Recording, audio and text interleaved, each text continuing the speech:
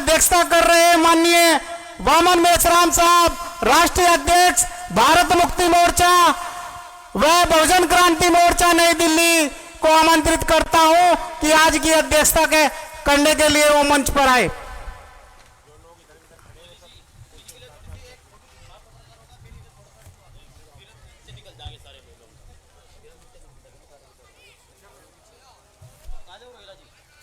साथियों,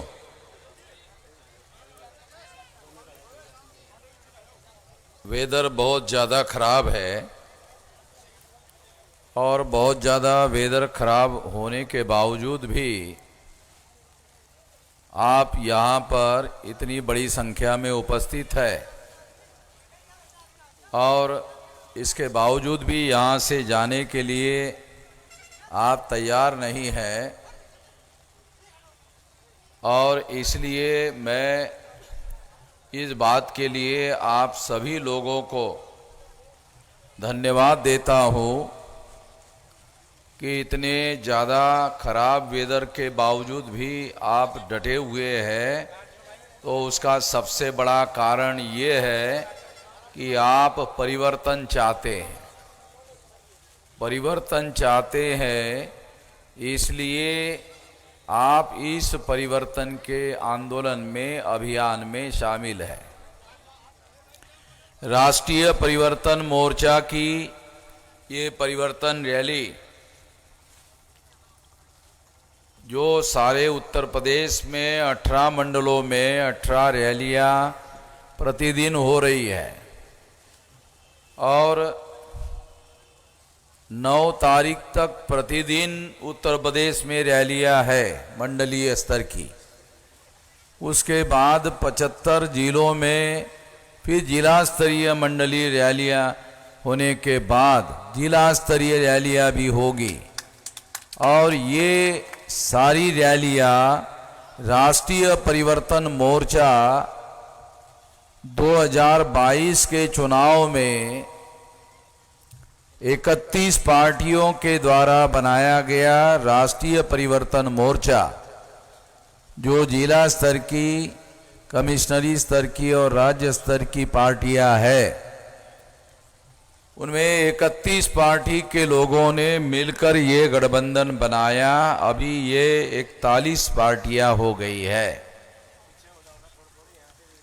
और मुझे सवेरे टेलीफोन आया, 1-2 पार्टी के लोग और इसमें शामिल होना चाहते हैं। वो मेरठ में जो रैली है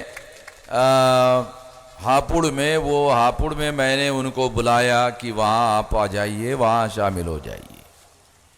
तो इस तरह से ये एक अभियान, परिवर्तन का अभियान इस देश में चल रहा है। मैं बहुत लंबी बात करने वाला नहीं हूँ, बहुत संक्षिप्त बात आपके सामने रखना चाहता हूँ क्योंकि वेदर ठीक नहीं है।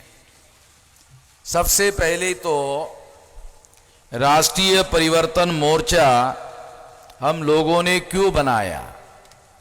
तो इस देश में जो लोग पिछले 75 साल से सत्ता पर काबिज है, वो बहुत छोटा परिवर्तन भी नहीं कर पाए।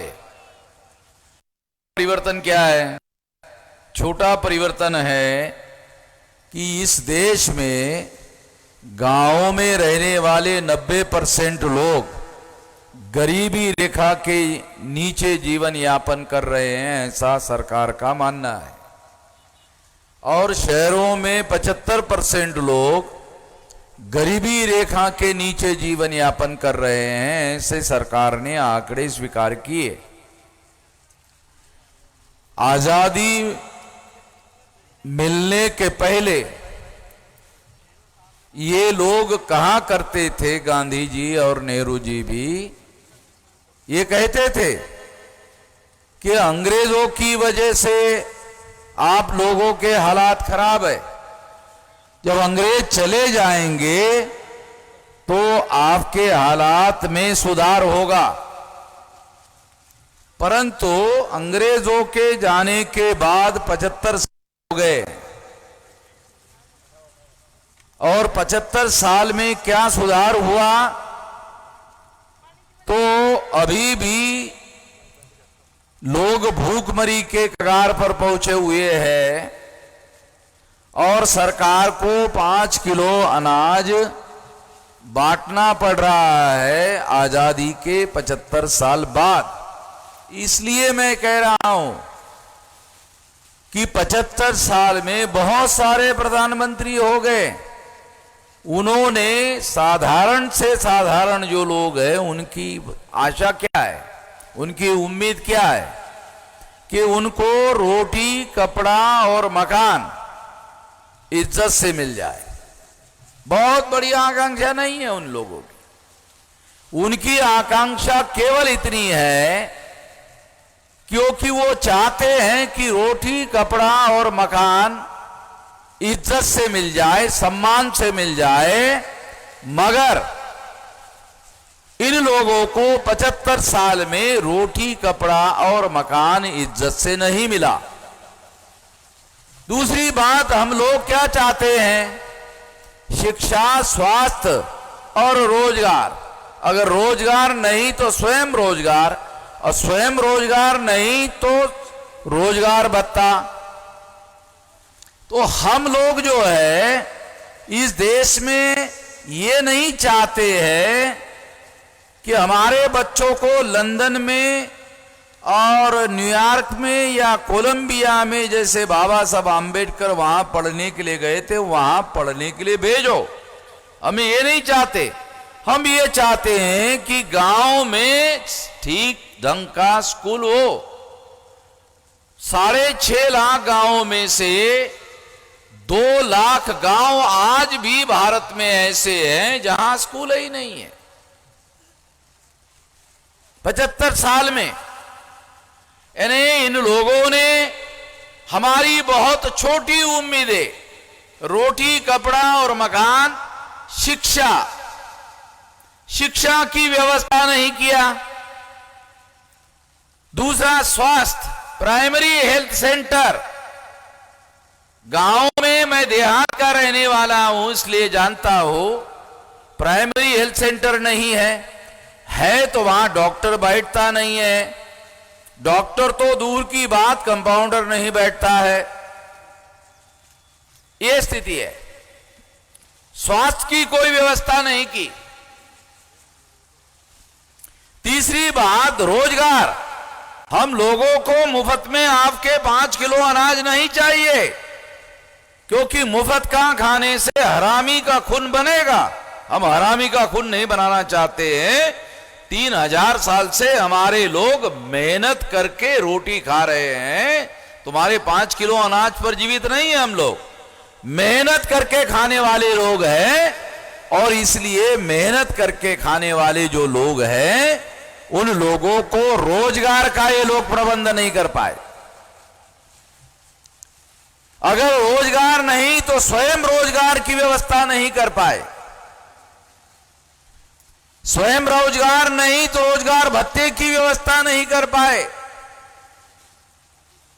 इन लोगों के द्वारा इतनी छोटी छोटी चीजें 75 साल में, नहीं तो नरेंद्र मोदी डेली विकास विकास विकास विकास। अरे काहे का विकास भाई? किस चीज का विकास की बात तुम कर रहे हो?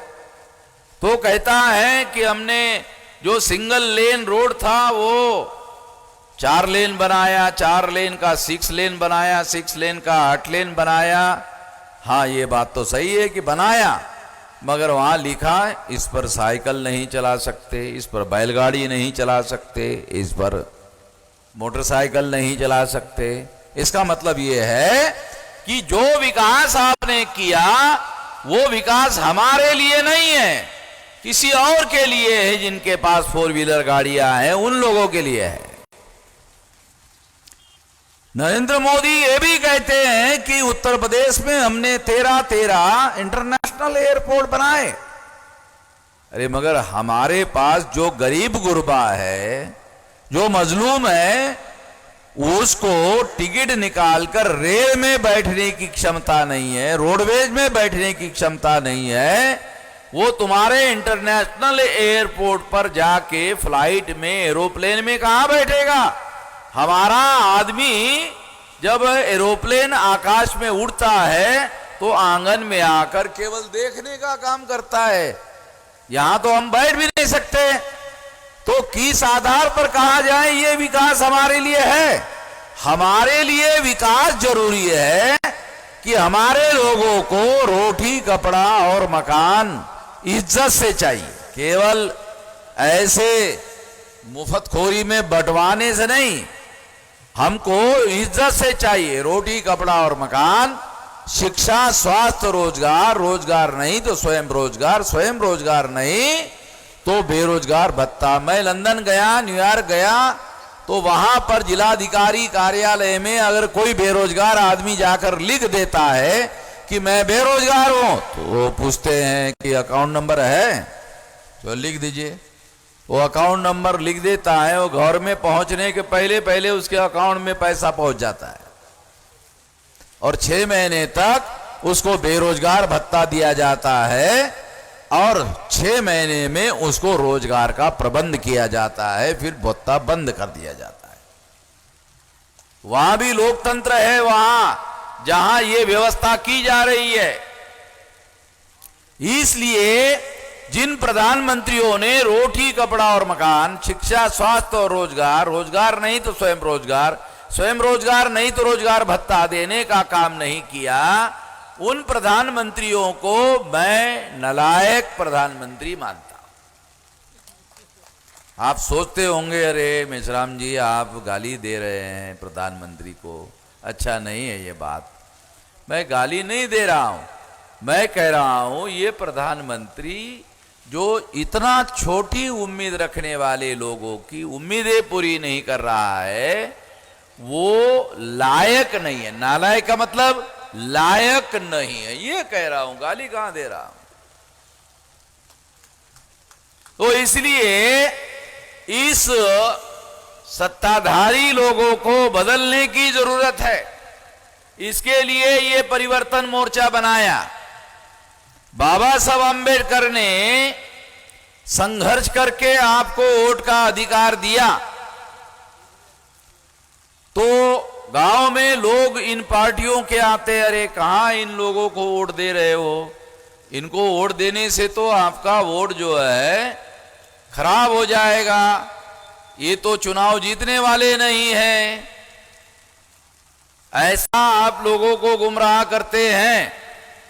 सवाल जीतने वालों को वोट देने का नहीं है, सवाल आपकी लड़ाई लड़ने वाला आदमी है या नहीं है वो है। अगर मान लो वो हार गया, आपने उसको वोट दिया, वो हार गया और उसको 6% वोट पड़ गए, तो 6% वोट वाला आपकी लड़ाई लड़ता रहेगा। पुलिस चौकी में इंस्पेक्टर को टेलीफोन करेगा और इंस्पेक्टर को टेलीफोन करके बोलेगा, इंस्पेक्टर साहब मैं पासवान बोल रिया, आपके इलाके में ऐसे बोलते ना, मैं पासवान बोल रिया, सुन रिया, ऐसे ना इधर आपके देहात में, मैं पासवान बोल रिया। वो इंस्पेक्टर बोलता है, कौन पासवान जी, कौन पासवान? वो जो हारने के बाद 6% वोट लेने वाला। अच्छा अच्छा अच्छा अच्छा, पासवान जी, सर सर बोलिए सर, आदेश दीजिए सर, जो आदेश दिया जाएगा अमल किया जाएगा सर। 6% वाला आदमी टेलीफोन करेगा ना इंस्पेक्टर को, तो आपका काम होगा, क्योंकि जीतने वालों को आपने वोट दिया। अगर आपने जीतने वालों को वोट दिया और जीतने वाले पंडित के घर में गए, तो पंडित जी को आप कहोगे कि पंडित जी आपको हमने वोट दिया, तो बोलेगा क्यों दिया? आप जीतने वाले थे इसलिए हमने दिया आपको। नहीं, आप तो पंडित कहता है कि अगर आप नहीं भी देते तो मैं जीतने वाला था, क्योंकि जीतने वालों को आपने वोट दिया। आपने नहीं भी दिया होता तो भी मैं जीतने वाला था, तो आपके लिए तो मेरे वोट का कोई महत्व है नहीं है, क्योंकि मैं जीतने वाला ही था। तो आप छोटा मुंह करके वापस आ जाते हो। इसलिए मैं आपको कह रहा हूं, जीतने वालों को आपका कोई वैल्यू नहीं है। आपकी लड़ाई लड़ने वाला जो भी होगा उसके लिए वोट करो। वो हारता है या जीतता है, क्षेत्र में आपकी लड़ाई लड़ने वाला आदमी चाहिए। आखिरी बात कहता हूं, आखिरी बात, क्योंकि वेदर लगातार खराब हो रहा है। आखिरी बात यह है कि उत्तर प्रदेश में हम लोग इस रणनीति पर काम कर रहे हैं कि बीजेपी उत्तर प्रदेश में वापस नहीं आनी चाहिए।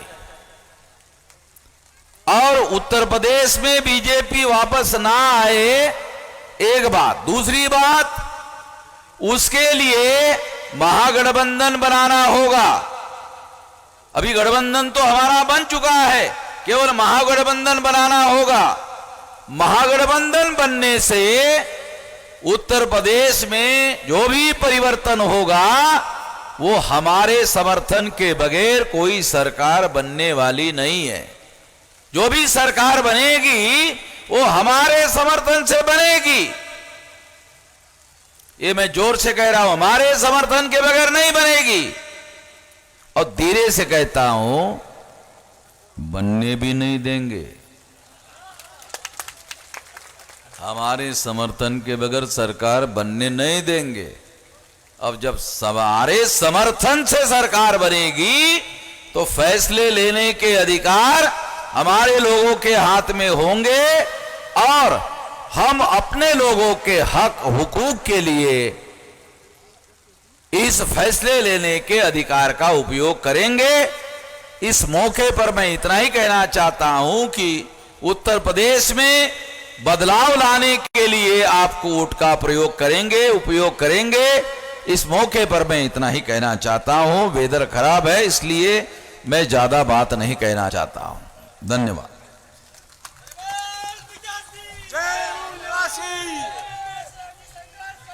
हम आपके साथ हैं। साथियों, जन आंदोलन निर्माण निधि जो लोग देना चाहते हैं वो मंच के पास आ जाए। आयुष्मती रीटा प्रभारी सहारनपुर देहात, आयुष्मती रीटा प्रभारी सहारनपुर देहात 5,000 रुपए का चेक देकर जन आंदोलन निधि देंगी। साथ में ही माननीय आशीष जिला अध्यक्ष युवा विंग बहुजन मुक्ति पार्टी वो भी निधि देने के लिए आए। माननीय सुरेश कुमार पूर्व प्रत्याशी रामपुर मनिहारन बहुजन मुक्ति पार्टी वो भी आए और ये 5,000 रुपए का चेक साहब को भेंट करे। माननीय सुरेश कुमार, आशीष और आयुष्मती रीटा। भाई मंच के पास ज्यादा भीड़ ना लगाए। लिख दो, लिख दो। और जो भी व्यक्ति जिस भी गाड़ी में आता है उस गाड़ी का नंबर नोट करते हुए